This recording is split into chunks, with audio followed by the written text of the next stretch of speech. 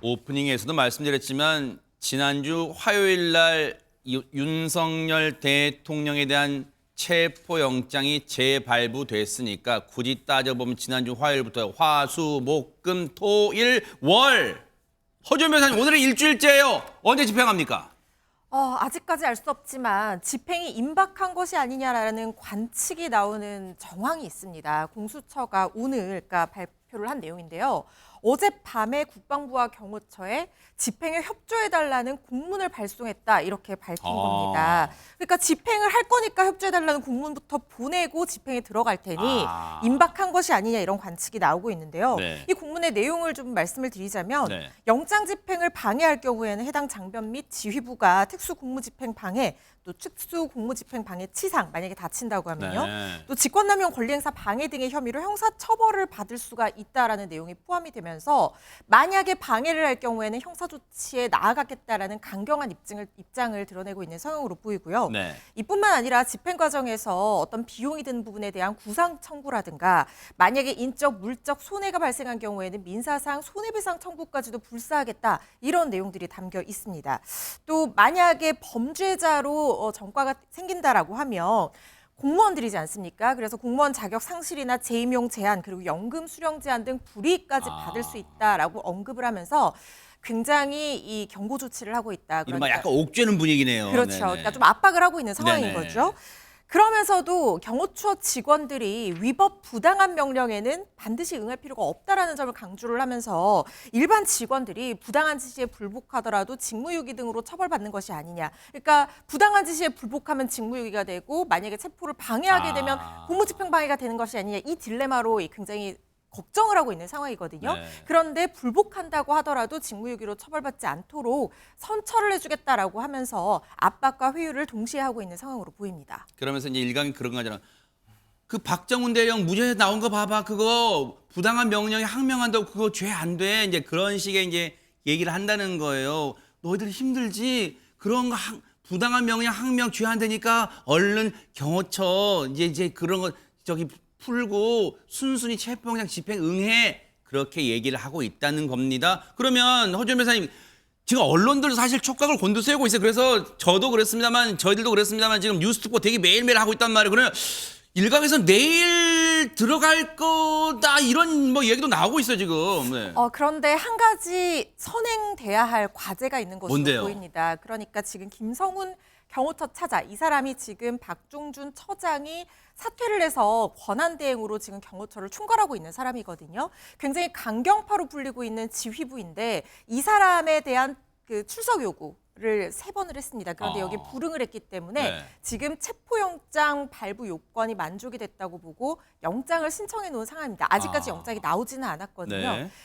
그러면 만약에 영장이 발부가 된다라고 하면 이 사람에 대한 영장 집행을 해서 이 경호처를 지휘하는 지휘부 라인부터 일단 와해를 시킨 다음에 체포에 들어가는 것이 사실상 효율적이라고 볼 가능성이 높기 때문에 영장이 발부되고 난다고 하면 집행, 그러니까 차장에 대한 집행뿐만 아니라 윤석열 대통령에 대한 체포영장 집행도 이루어질 것으로 보입니다. 자, 그럼 보세요. 사실 지금 박성배 변호사님, 경호처의 그동안 수장이었던 박종준 경호처장은 지금 자진해서 지금 사직서를 냈고 수리가 됐고 일단 지금 없단 말이에요.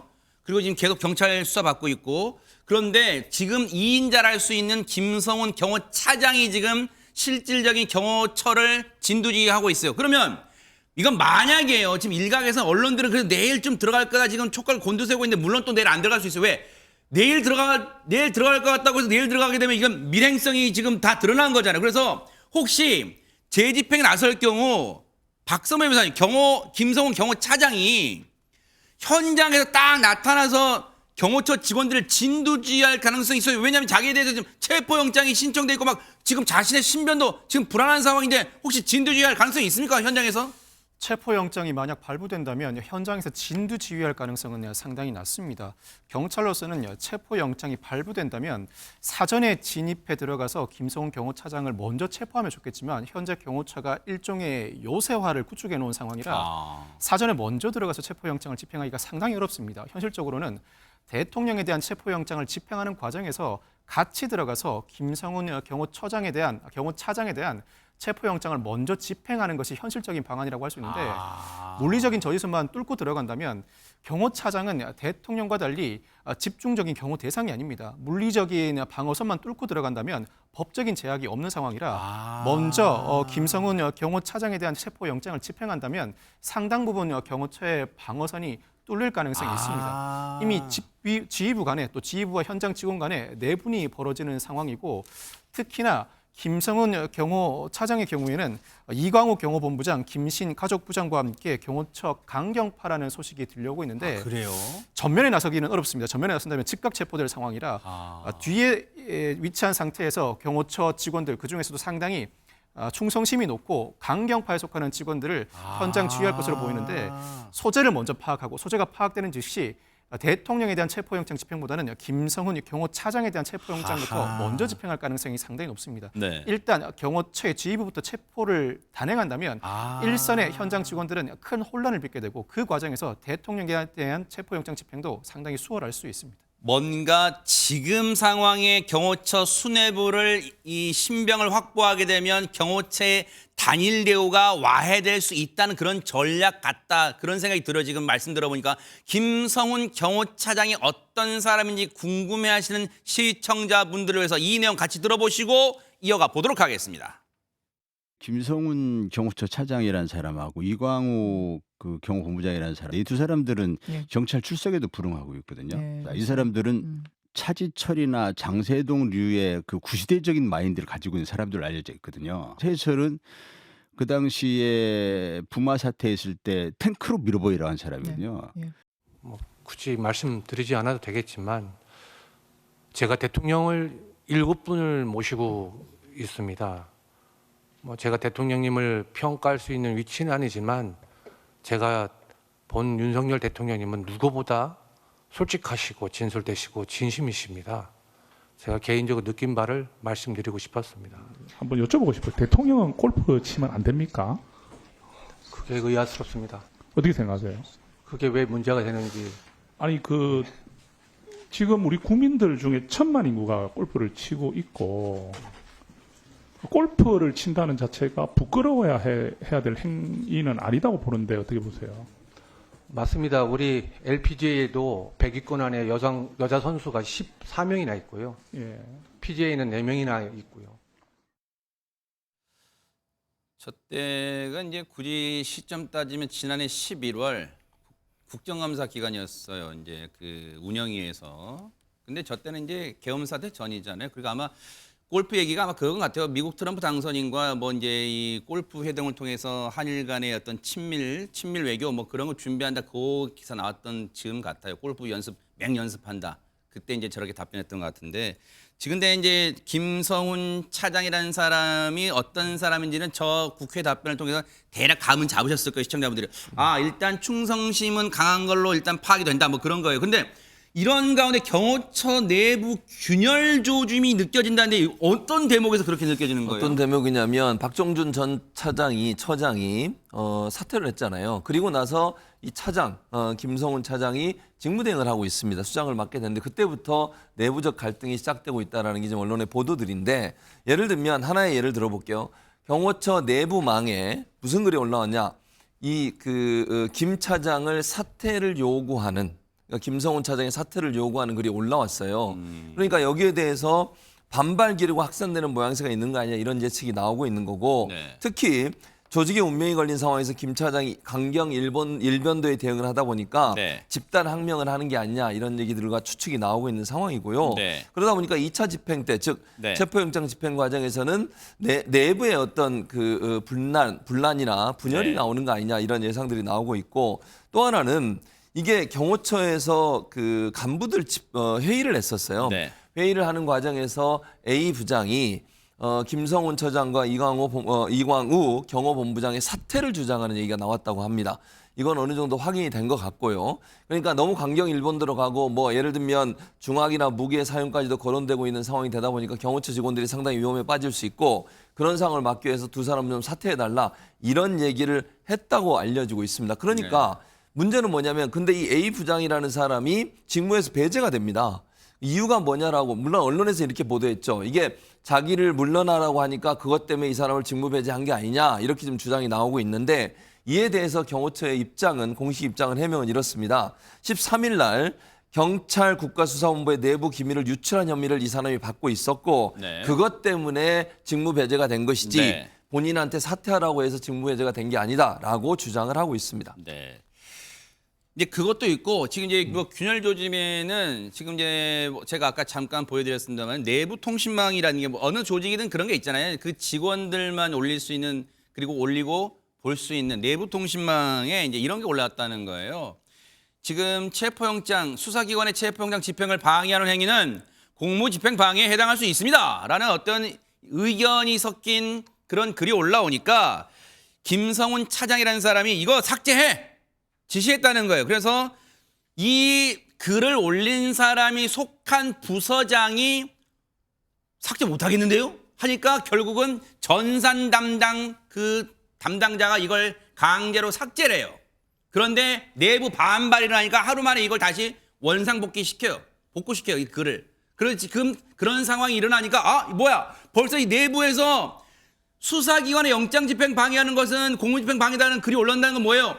이제 우리 풉시다 이거 법적으로 우리 위배되는 행동을 하고 있어요라는 내부의 불만들이 자자하다는 거 아니냐 지금 그런 분석이 나온다는 거. 그래서 경호처 내부의 균열이 지금 벌써부터 이미 심각하게 시작된 거 아니냐 이런 해석이 나온다는 겁니다. 그런데 지금 허준 변호사님 영장 집행이 뭐 임박했다 지금 계속해서 사실 신문들이나 방송들의 제목이 사실 양치기 소년 같아요. 이르면 내일, 뭐 이르면 오늘 계속 지난주부터 나오고 있긴 합니다. 그런데 그건 언론들 탓할 건 아니에요. 왜냐하면 경찰의 체포영장 집행이란 밀행성이죠. 밀행성. 그러니까 언제 간다고 말할 수는 없는 거니까. 그런데 윤석열 대통령 이 와중에 경호처 직원들한테 어떤 지시를 내린 게 지금 논란이 되고 있다면서요. 뭡니까? 체포영장 집행 과정에서 무력 사용을 검토하라라는 지시를 내렸다는 겁니다. 이때 무력 사용이라고 하는 것은 몸으로 스크럼을 짜서 막는 수준이 아니라 필요하다면 무기 사용까지도 검토하라는 내용이 포함된 것으로 알려져서 지금 논란이 일고 있습니다. 허허. 한겨레 단독 보도로 알려진 내용인데요. 지난 11일에 윤석열 대통령이 김성훈 차장이야 3급 이상 경호처 간부들을 관저로 불러서 오찬, 그러니까 점심 식사를 같이 했다고 합니다. 뭐 격려 취지의 자리였다고 하는데요. 이 자리에서 수사기관의 영장 집행 과정에서 무력 사용을 검토하라고 지시했다라는 얘기가 나온 겁니다. 네. 그런데 문제는 이것이 또 한 번의 경호처 내부 분열의 단초가 되는 것이 아니냐 이런 얘기들이 나오고 있는 게 이 지침을 공유받은 경호처 4급 이상 간부들이 극소수를 제외한 대부분이 김성훈 차장이 주관하는 회의에서 집단적으로 이 부분에 대해서 반발을 했다는 거예요. 왜냐하면 박종준 전 차장은 경찰에 출석하면서 비폭력 원칙을 내세웠다고 하고 그 이전에는 기관 간의 중재를 시도했다라고 본인 스스로도 얘기를 했거든요.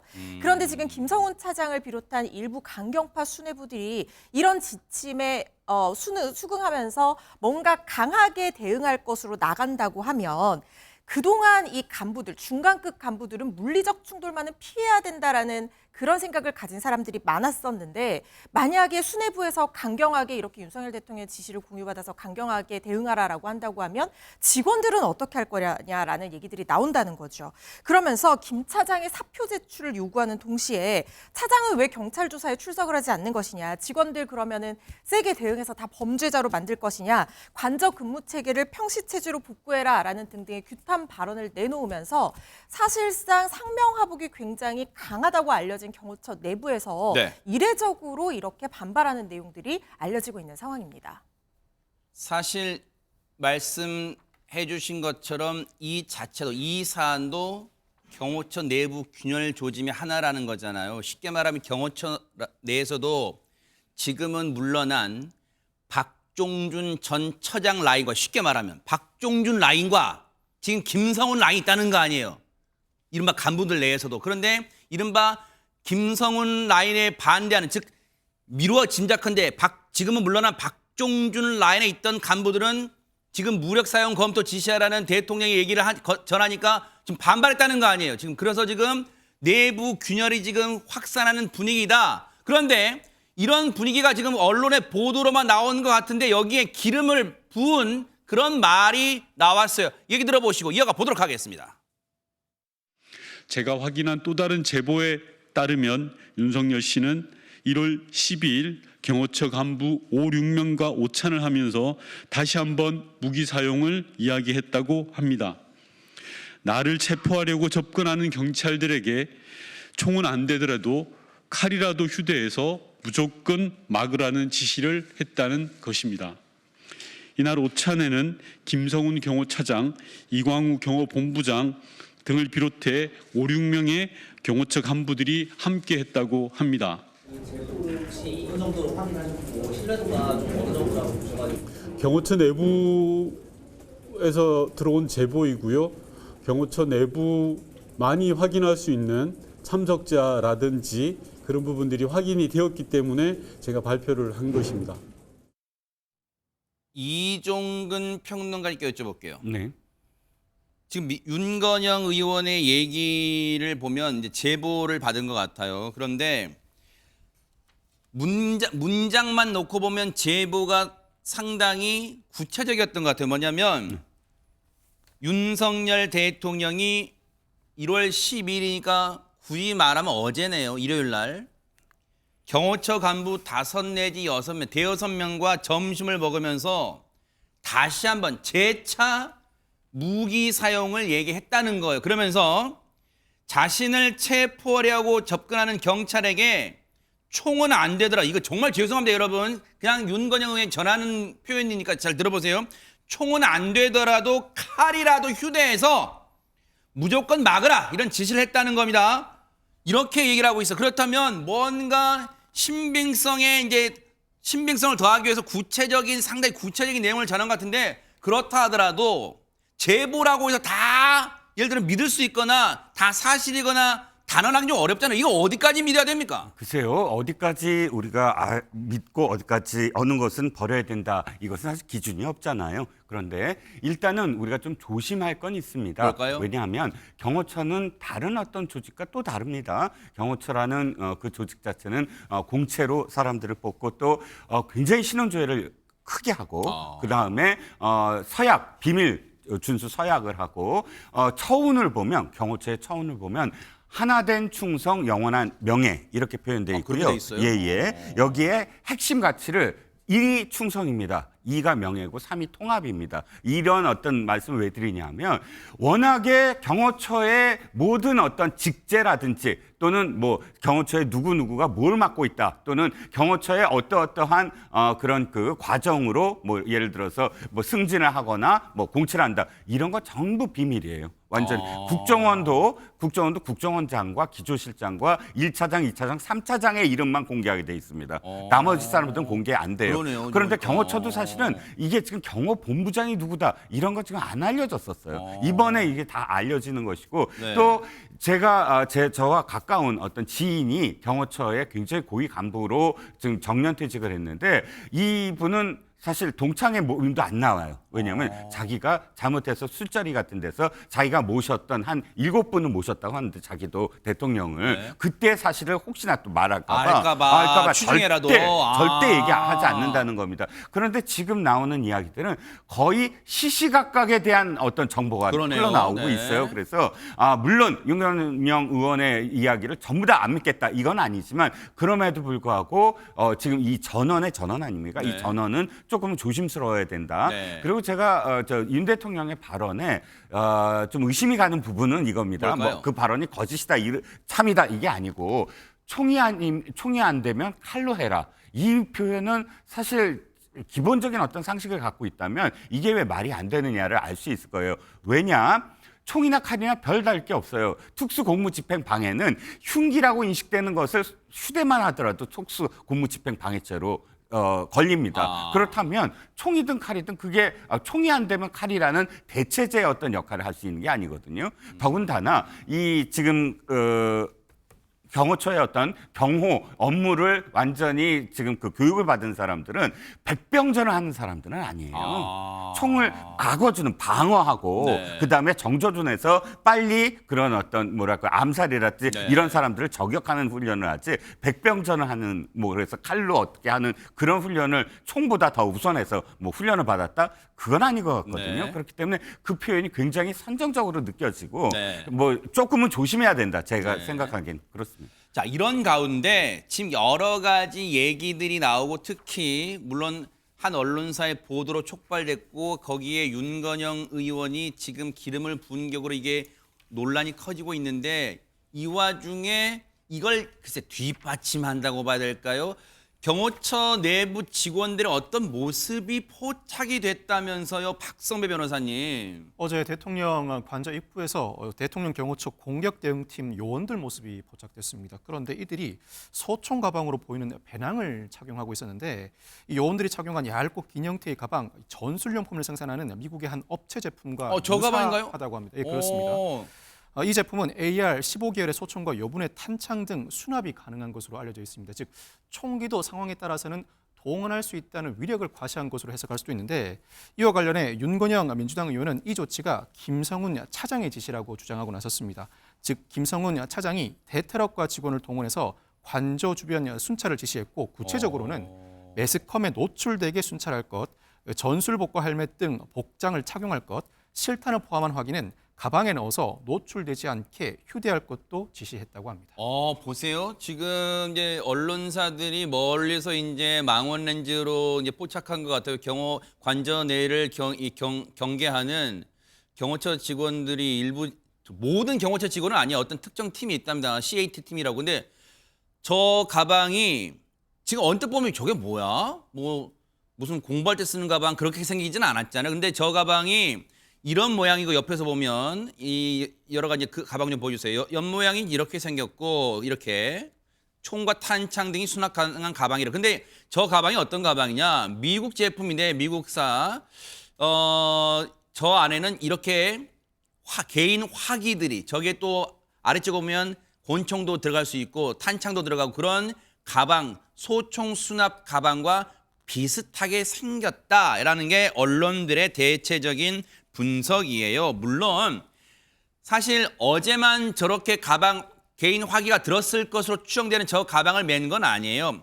가방 맨 모습은 저렇게 나왔지만 화기를 즉 소총을 들고 경계를 하는 모습은 이미 지난주 며칠 전부터 포착이 되긴 했습니다. 근데 그때는 이제 소총을 아래로 향하고 경계 경무를 쓰는 듯한 쭉 걸어다니는 모습이 포착됐지만 바로 지난주 모습이에요. 저런 식으로 이제 다녔고, 그러니까 개인 화기가 저땐 드러났잖아요. 근데 이번에는 지금 무력 사용 지시라는 보도 이후에 글쎄요, 바뀐 기륜지, 가방에 미국의 택티컬이라는 어떤 제품의 그 가방과 유사한 그 소총이 든 가방으로 보이는 저 가방을 메고 지금 공격 대응팀, 대통령 경호처 내에서도 팀이 여러 가지 있나 봐요. 공격 대응팀 요원들의 모습이 포착된 모습이에요. 그런데 이종근 평론가님, 네네. 사실 윤석열 대통령 측에서는 이런 언론 보도가 나오면 가만히 있지는 않을 거 아니에요. 윤석열 대통령이 앞서 정말 다시 표현하기 송구스러우니까 안 할게요. 총이 안 되면 뭘로라도 막으라고 지시했다는 이 보도에서 그럼 가만히 있는 거예요? 그러면 어떻습니까? 그렇지 않습니다. 윤 대통령 변호인인 또 그 변호인 중에서도 공보 담당인 윤곽근 변호사가 직접적으로 부인을 했습니다. 대통령은 이렇게 무기 사용을 언급하지 않았다. 이것은 가짜 뉴스다. 대통령은 평소 일상적인 업무 매뉴얼과 관련된 적법한 직무 수행을 강조했을 뿐 위와 같은 지시를 한 사실이 없다라고 강조를 했고요. 또 아까 말씀드린 그 네. 무기 사용과 관련돼서 전원 제보를 했다는 사람에 대해서 이렇게 얘기를 합니다. 일부러, 그러니까 이건 윤곽근 변호사가 얘기한 게 아니라 경호처 측 이야기인 것 같은데 일부러 가짜뉴스를 흘렸다는 거예요. 대통령이 이렇게 얘기했다. 그런데 그것을 그 A라는 사람에게만 얘기했는데 그것이 어떤 신문에 특정 신문에 나오고 또 의원들한테 이렇게 발표가 되는 그 상황 때문에 이것이 맞다. A가 지금 이것을 유출했을 것이다. 라고 해서 직무를 배제했다라는 설명도 이어졌습니다. 이른바 이제 내부 고발자를 뭐 색출하는 뭐 단계까지 지경에 이르는 것 같아요. 근데 어쨌든 최재범 교수님, 경호처의 내부 균열이라고 단정하지 못하겠지만 지금 뭔가 술렁술렁 되는 분위기는 맞아요. 2차 체포영장 집행을 앞두고. 그렇다면 지금 체포영장 집행을 임박한 경호처의 고민은 커질 거예요. 당장 정말로 뭐 내일이 될지는 장담할 수는 없어요. 언론들이 촉각을 곤두세우고 있을 뿐이지. 내일 들어가게 되면 이제 진짜 조직이 와야 되는 모습이, 그리고 언론들 분석은 1차 때는 1차 저지선, 2차 저지선, 3차 저지선이 있었지만 이번 재집행 때는 1차, 2차는 거의 무사 통과할 가능성이 크다, 뭐 이런 분석도 나오고 있잖아요. 그럴 가능성이 네. 있죠. 그러니까 내부적으로 이렇게 경호관들이 여러 가지 이게 합법적인 어떤 영장 집행에 대해서 방해했을 때 본인들한테 올 수 있는 불이익에 대해서 걱정하고 있는 상황이라면 적극적으로 막지 않을 가능성이 있어요. 신용은 하겠지만 위에서 명령은 내려왔으니까 신용은 하겠지만 그렇다고 적극적으로 지난번처럼 스크럼 짜고 못 들어오게 막고 이럴 가능성은 좀 낮다. 본인들이 피해를 당하지 않는 범위 내에서 할 가능성이 있기 때문에 1차, 2차는 별 문제가 없을 가능성이 있어요. 쉽게 그리고 경찰 인력도 지난번보다 훨씬 더 많이 들어가잖아요. 그렇기 때문에 뭐 밑에서 1차, 2차, 3차 정도까지 넘어가고 관저 안쪽에 들어가서가 문제인 것 같아요. 왜냐하면 지금 아까 뭐 박성규 변호사도 얘기했지만 체포영장이 지금 신청됐는데 아직 나오진 않았어요. 그렇죠. 경호처장 같은 경우에. 김성훈 차장에 대해서. 김성훈 차장에 대해서. 김성훈 차장의 체포영장이 나오면 그 사람이 현장 지휘하기가 어렵잖아요. 그러네요. 그러면 대통령 근저에 있을 가능성이 있어요. 그러니까 대통령을 보호하기 위해서 몇 명의 결사항전을 준비하고 있는 인물들이 있을 수 있고 그렇죠. 아까 얘기했던 뭐 3명 정도가 될 네네. 가능성이 있고요. 그 사람들은 어떤 행동을 할지 몰라요. 그렇기 때문에 마지막 이제 관저까지 들어가서 어떻게 하느냐가 가장 중요할 것 같고 그런 점에서 본다고 하면 일반 경호관들 입장에서는 무리하게 본인이 불이익을 당할 정도까지 그런 행동을 할 가능성이 낮다고 보여지고요. 또 하나 저는 지적하고 싶은 게 이제 총을 휴대하는 저 모습을 물론 저게 총을 갖고 있는지 안 갖고 있는지 모르겠어요. 모르죠. 그러나 저런 모습을 자꾸 노출하는 건 대단히 저는 부적절하다고 생각해요. 경호는 예를 들면 어떤 위협이 왔을 때 그 위협을 막는 거잖아요. 그리고 상대가 총이나 무기를 갖고 있을 때 그 사람을 저격하게 쓰는 거예요. 최후의 수단으로. 그럼 경찰이 지금 대통령을 체포하러 갈 때 그 사람을 유해를 가려고 하는 거 아니잖아요. 무슨 뭐 무기를 가지고 대통령의 위해를 가하기 위해서 경찰이 들어가는 거 아니잖아요. 체포해서 수사기관에 안전하게 데리고 가 수사를 받게 하는 게 목적이지 대통령의 유해를 가하려고 위해나 아니면 물리력을 행사해가지고 대통령의 무슨 뭐 몸에 상처를 내거나 이럴 목적으로 가는 게 아니에요. 그런데 왜 총을 거론하고 예컨대 뭐 칼을 거론하고 총을 거론하고 이런 얘기를 하는 것은 대단히 부적절해요. 그럼 경찰들이 어느 사람 체포하러 가는데 무슨 위해하려고 가는 겁니까? 안전하게 잘 데리고 수사기관에 가서 수사받고 조사받게 하는 거예요. 저런 행동을 하는 것도 대단히 부적절하다고 생각합니다. 박성배 변호사님, 이런 생각이 들어요. 2차 체포영장 집행이 임박했다는 소식은 이제 뭐 거의 언론들이 대동소이한 것 같아요. 그런데 2차 체포영장을 집행하러 들어가게 되면 지난번 집행 때보다는 경호처가 내부 균열 조짐도 있기 때문에 지난번 인력보다는 조금 더 인력이 줄어들었을 수 있지만 그만큼 그 남아있는 인력들은 경호처 인력들은 이른바 결사항전 의지가 더 1차 때보다는 남다른 인력들이 지금 남아있을 거 아니에요. 그렇다면 경찰 입장에서는 국수본 입장에서는 부담이 될 수 있어요. 왜냐하면 결사항전 의지가 강한 경호처 직원들이 마지막까지 저항할 수밖에 없다면 유혈 사태, 그러니까 무력 충돌 또는 뭔가 불상사 사태가 일어날 가능성이 크기 때문에 더 고심하지 않을까요? 어떻습니까? 경찰도 상당히 우려하고 있는 것 같습니다. 이 경찰 관계자는 자꾸 인명피해 내지는 유혈 사태를 유도하는 것 같아서 우려스럽다는 입장을 밝혔습니다. 그러면서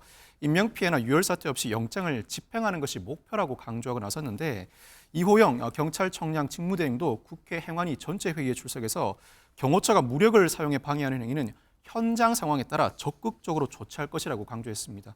그러면서 경호처가 적법한 체포영장 집행을 막을 명분이 없다고도 강조했습니다. 지금 남아있는 사실 그동안 경호처는 4인방이 있다고 뭐 그렇게 불렸어요. 지금 이미 자리에서 물러난 박종준 전 경호처장을 비롯해 4인방이 있다고 하는데 지금 우리가 4인방 중에 박종준 전 처장과 김성훈 차장 얘기는 많이 들렸는데 지금 김성훈 차장과 함께 강경파로 불리는 사람이 또 한 명 있다면서요. 누굽니까? 이광우 경호본부장에게도 지금 관심이 쏠리고 있습니다. 사실 그동안 온건파로 알려졌던 박종준 처장이 사직을 하고 나서 김성훈 경호차장이 사실상의 직무대행을 맡으면서 많이 주목을 받고 있고, 이 사람이 96년에 경호공무원으로 들어와서 주요 직책을 맡은 인물로 알려져 있지만 저 가운데 인물이 이광우 본부장이에요. 그렇습니다. 그리고 지금 가운데 인물이 이광우 본부장이고요.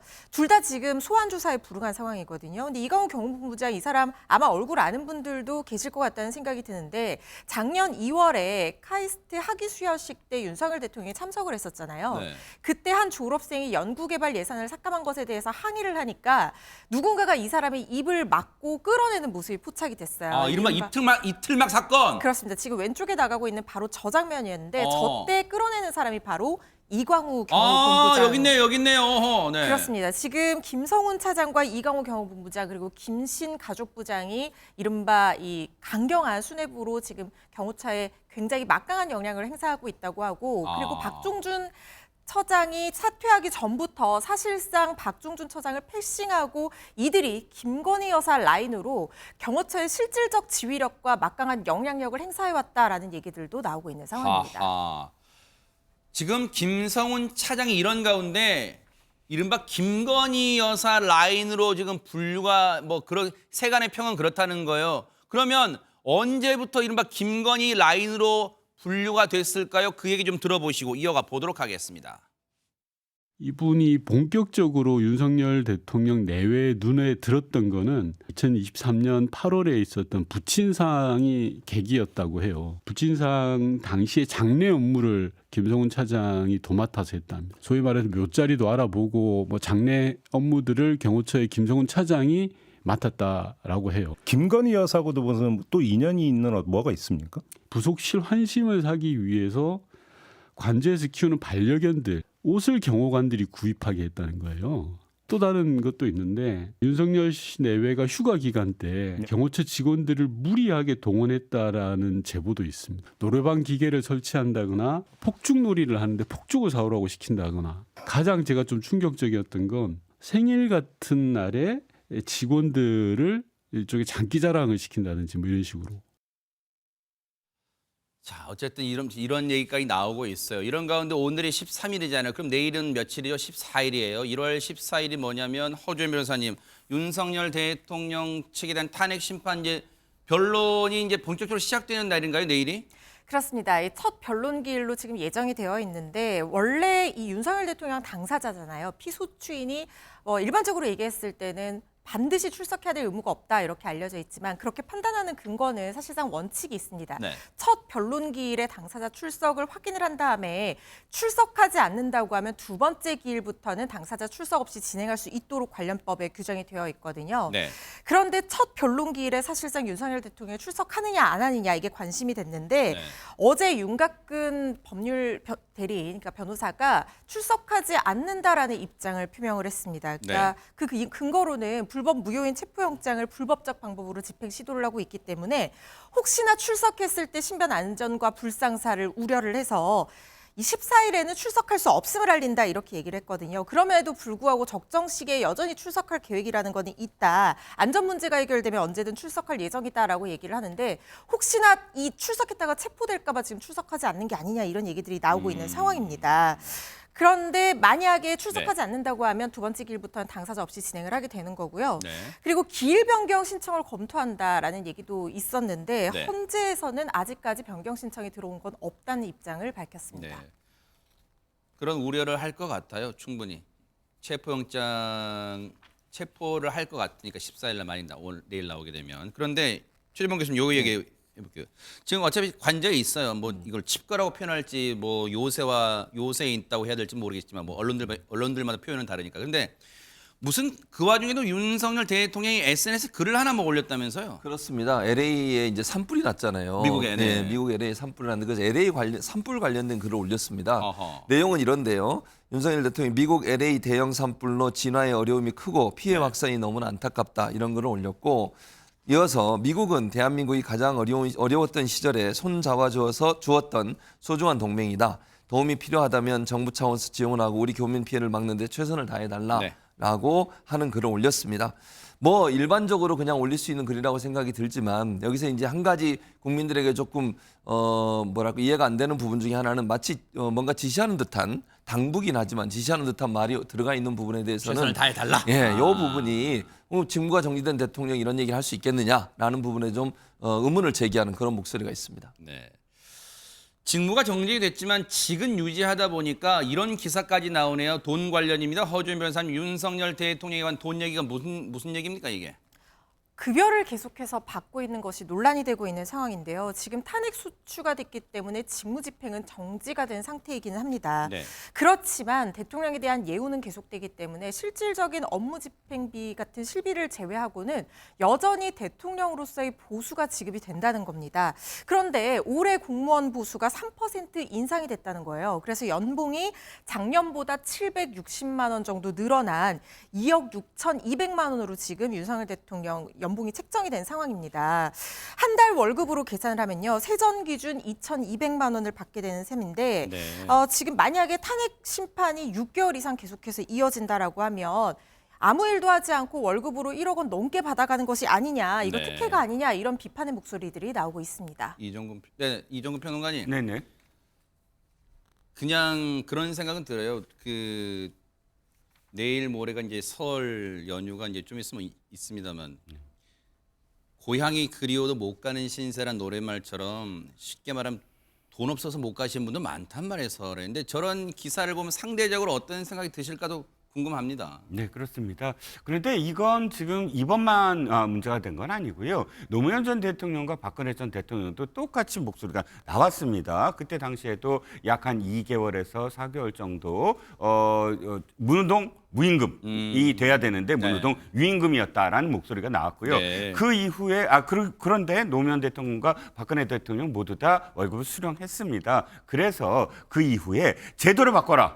그러니까 탄핵 등 직무가 정지됐을 때는 임금도 지급 정지가 돼야 되는 거 아니냐. 그 나온 결과에 따라서 지급을 다시 재개하거나 또는 지금 뭐 기각이 되면 그것을 그대로 또 몰수라기보다는 지급을 아예 안 하는 그런 법을 만들어야 되는 거 아니냐. 법 발의 많이 됐어요. 그 이후에 법 발의 많이 됐는데 모두 다 폐기됐습니다. 아이고. 그러니까 그때마다 이제 탄핵 사유가 없고 그냥 평안한 어떤 정국이면 이걸 그대로 그냥 폐기시켜 버린 거예요. 그러니까 만약에 이게 문제가 된다라고 생각을 하면 여야가 이번에야말로 이 탄핵 발의와 함께 통과시켜야 되는 게 아닌가라는 생각도 듭니다. 차제에 이것도 논의를 좀 해봐야겠어요.